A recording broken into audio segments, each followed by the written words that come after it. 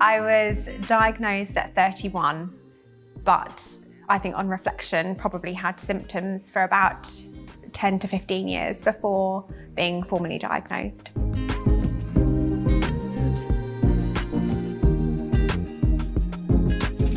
I have Behcet's disease, which is a rare disease, and it predominantly affects the inflammation levels in the body. I got the diagnosis when I lost vision in my right eye. I was on holiday and I had lost vision for about a week in my right eye. It became very blurred to the point where I was concerned about my driving. I didn't feel safe driving. And I had thought that because I'd been swimming, outdoor swimming, I thought that maybe I had an infection in my eye, maybe something was in there. But when I came home from my holiday, I went to the eye emergency department and they found that the back of my eye was inflamed and affecting one of the major blood vessels in the back of my eye. And very occasionally, that can be an indication of Behcet's disease. The consultant that saw me had actually done a PhD in Bechet's, which is really, really rare. And I think that if I hadn't been seen by him, it probably wouldn't have been picked up. Initially, I thought that it didn't mean anything.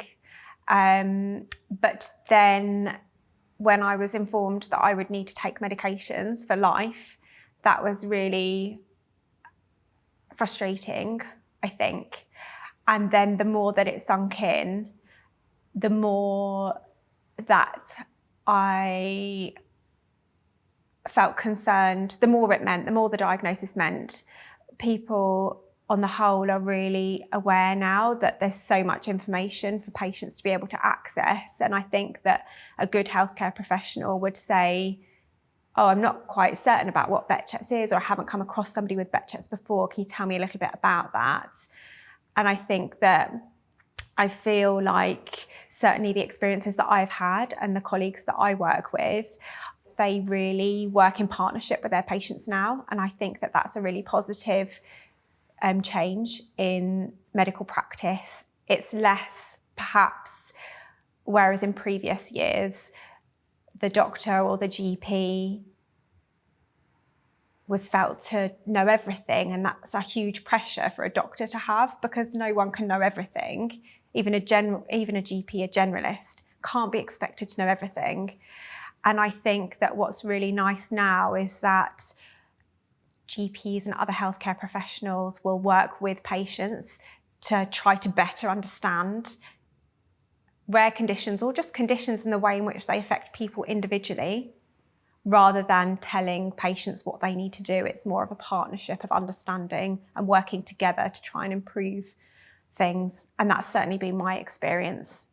I think that at times when I have needed to have treatment for Behcet's, that involves having really high dose steroids as an example. And when you're taking high dose steroids for a number of weeks, it affects your personality, it affects your ability to think clearly, as well as other side effects. And when it's not really obvious, when you look at somebody that maybe they are needing intensive treatment for something, you almost feel like you want to justify why you've changed your behaviour, or why you're acting in a certain way, or maybe you're a little bit brain foggy. But actually, you can't do that to everyone. You wouldn't want to share that with everybody. So I think that just in general, people being aware that lots of people have underlying health issues that aren't necessarily really obvious on initial, meeting of a person, or unless they particularly tell you, I think is important just to be aware of, mindful of. I do worry about the fact that potentially I'll lose my vision. It just brings into focus how important it is to look after yourself and to take your health seriously, even if you are a relatively young, fit, healthy individual, not to ignore signs when they're there. When you look at an individual, you just see them on face value. And my condition, you know, most people wouldn't know that I had a rare condition. I guess that's just the kind of the moral of the story, is not judging a book by its cover. And I think that having an awareness that people have hidden issues is very important.